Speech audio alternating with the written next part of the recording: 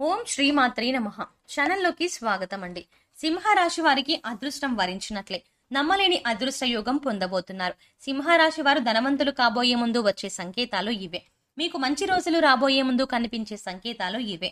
అయితే లక్ష్మీదేవి కటాక్షం పొందాలంటే మీరు ఇంట్లో చేయకూడని పనులు ఏమిటి, వీరు అదృష్ట యోగాన్ని పొందబోతున్నారు అని చెప్పే శుభ సంకేతాలు ఏమిటి అనే విషయాలను ఈ వీడియోలో తెలుసుకుందాం. కానీ అంతకంటే ముందుగా మీరు కనుక మన ఛానల్ సబ్స్క్రైబ్ చేసుకోకపోతే వెంటనే సబ్స్క్రైబ్ చేసుకుని పక్కనున్న బెల్ ఐకాన్ నొక్కి ఆల్ సెలెక్ట్ చేసుకుంటే మేము ఇలాంటి వీడియోస్ అప్లోడ్ చేయగానే ముందుగా మీకు నోటిఫికేషన్ వస్తుంది. సింహ రాశిలో జన్మించిన వారికి కష్టపడే తత్వం అధికంగా ఉంటుంది. ఎటువంటి పనైనా సరే పట్టుదలతో పూర్తి చేస్తారు. సింహరాశిలో పుట్టిన మగవాళ్ళు ధనాన్ని విచ్చలవిడిగా ఖర్చు చెయ్యరు. ఆచితూచి అవసరానికి మాత్రమే డబ్బు ఖర్చు పెట్టే ప్రత్యేకమైన లక్షణాన్ని కలిగి ఉంటారు.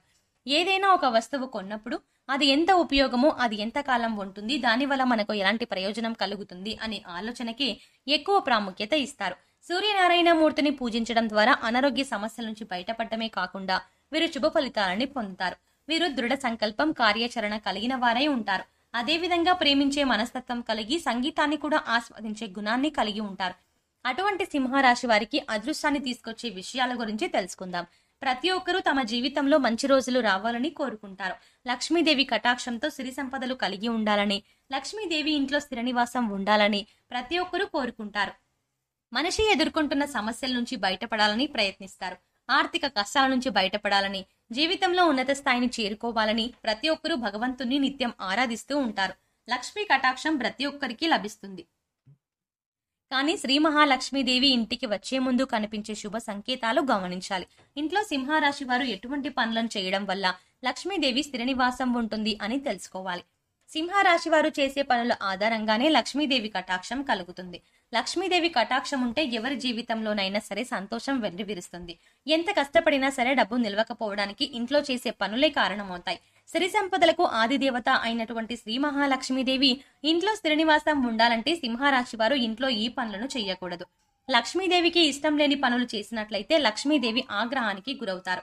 కనుక వీరు ఎటువంటి పనులు చేయడం వల్ల లక్ష్మీదేవి అనుగ్రహం పొందుతారు, వీరు తమ జీవితంలో లక్ష్మీదేవి కటాక్షాన్ని పొందే ముందు కలిగే శుభ సంకేతాలు ఏమిటి అనే విషయాన్ని మనం ఈ వీడియోలో వివరంగా తెలుసుకుందాం.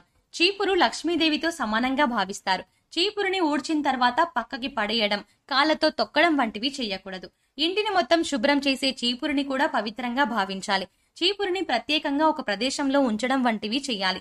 ముఖ్యంగా చీపురుని ఇంట్లో నిలబెట్టి ఉంచకూడదు. అదేవిధంగా చీపురుని తిరిగేసి కూడా ఉంచరాదు. ఇంటికి వచ్చే ముందు అతిథులకు చీపురుని కనిపించకుండా జాగ్రత్త పడాలి. కళ్ళకు ఎదురుగా చీపురు పెట్టడం వల్ల ఇంట్లో ఆర్థిక సమస్యలు వస్తాయి.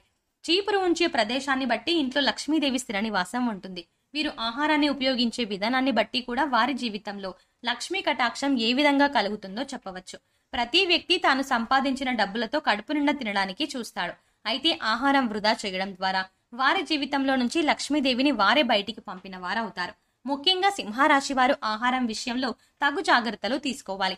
నీటిని కూడా వృధా చేయరాదు. నీటిని పొదుపుగా వాడడం అనేది భవిష్యత్తులో ధనవంతులను చేస్తుంది అనడానికి సంకేతం. శ్రీ మహావిష్ణువు నారముల నుండి జన్మించాడు. నారములు అనగా జలము అని అర్థం.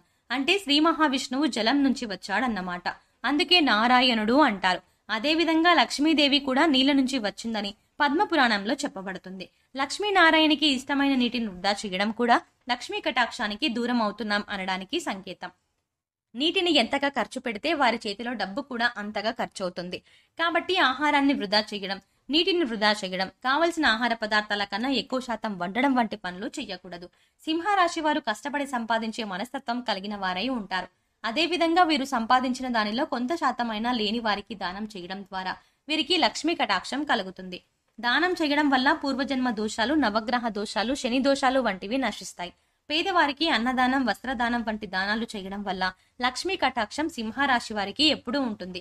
సింహరాశి వారు పూజ చేసే విధానం కూడా వారి యొక్క అదృష్టానికి కారణమని చెప్పవచ్చు. ఎవరైతే లక్ష్మీదేవిని ఎర్రని మందారాలతో లేదా చామంతి పువ్వులతో పూజిస్తారో వారిపై లక్ష్మీ కటాక్షం ఉంటుంది. ఎర్రని పుష్పాలతో లక్ష్మీదేవిని పూజించడం ద్వారా లక్ష్మీ కటాక్షం అనేది కలుగుతుంది.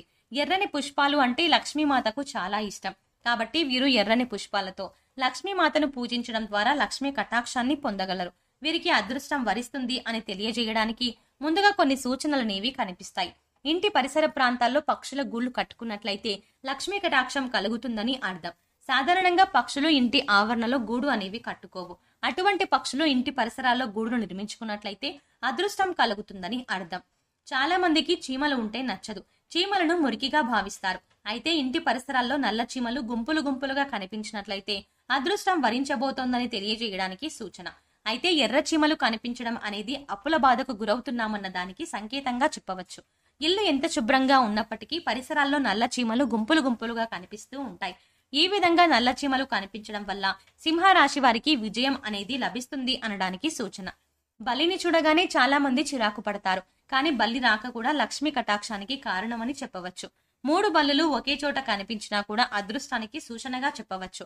కలలు రావడం అనేది చాలా సహజం. అయితే కొన్ని కలలు రావడం వల్ల చాలా భయాందోళనకు గురవుతాం. అయితే ఏ కలలు రావడం సింహరాశి వారికి అదృష్టం వరిస్తుందో తెలుసుకుందాం. సింహరాశి వారికి అదృష్టం అనేది కలల రూపంలో కూడా సూచనలు తెలియజేస్తుంది. తులసి మొక్క చుట్టూ బల్లులు కనిపించినా, చేతిలో దురద పెడుతున్నా, ముఖ్యంగా కుడి చేతిలో దురదగా ఉన్నట్లయితే అదృష్టం వరిస్తుంది అనడానికి సూచన. అదేవిధంగా ఉదయం లేవగానే చీపుడుతో తుడుస్తున్నట్టు కనిపించినా శుభ సూచకంగా చెప్పవచ్చు. కలలో పాము కనిపించినట్లయితే శుభ సూచకంగా చెప్పవచ్చు. 2 తలల పాము కనిపించినట్లయితే అదృష్టం వరించబోతోంది అని సంకేతం. అదేవిధంగా కలలో చీపురు, గుడ్లగూబ, శంఖం, బల్లి, పాము, ఏనుగు, గులాబీ పువ్వు వంటివి కనిపించినట్లయితే ఐశ్వర్యం కలుగుతుంది అనేదానికి సూచన. కొన్ని శబ్దాలు కూడా వీరికి అదృష్టాన్ని తీసుకొస్తాయి. ముఖ్యంగా కోకిల. కోకిల కూత వినడానికి ఎంతో వినసొంపుగా ఉంటుంది. మనసుకి ప్రశాంతతని చేకూరుస్తుంది. కోయిల కూత వినిపించే దిశ శుభ అశుభాలను నిర్ణయిస్తుంది.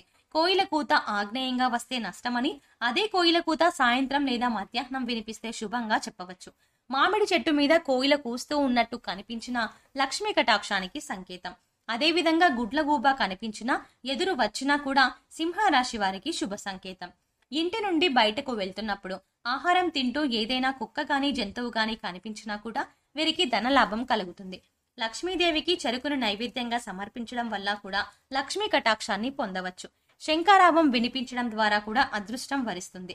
సో చూశారు కదండి, సింహరాశి వారికి ధనవంతులు కాబోయే ముందు వచ్చే శుభ సంకేతాలు ఏమిటి, వీరు లక్ష్మీదేవి కటాక్షం పొందాలంటే ఇంట్లో చేయకూడని పనులు ఏమిటి అనే విషయాల గురించి ఈ వీడియోలో తెలుసుకున్నాం కదా. ఈ వీడియో మీకు నచ్చినట్టయితే లైక్ చేయండి. మీ ఫ్రెండ్స్ అండ్ ఫ్యామిలీ మెంబర్స్ లో సింహరాశి వారు ఉన్నట్లయితే వెంటనే వారికి ఈ వీడియోను షేర్ చేసుకోవడం మర్చిపోకండి. ఇప్పటి వరకు మీరు గనక మన ఛానల్ని ఇంకా సబ్స్క్రైబ్ చేసుకోకపోతే వెంటనే సబ్స్క్రైబ్ చేసుకోండి. అంతేకాకుండా సబ్స్క్రైబ్ చేసుకోగానే పక్కనే ఉన్న బెల్ ఐకాన్ని క్లిక్ చేసి అందులో ఆల్ అప్డేట్స్ అని క్లిక్ చేస్తే మేము చేసే ప్రతి వీడియో అప్డేట్ ముందుగా మీకు నోటిఫికేషన్గా మీ మొబైల్కి వస్తుంది. మరో చక్కటి వీడియోతో మళ్ళీ కలుద్దామండి.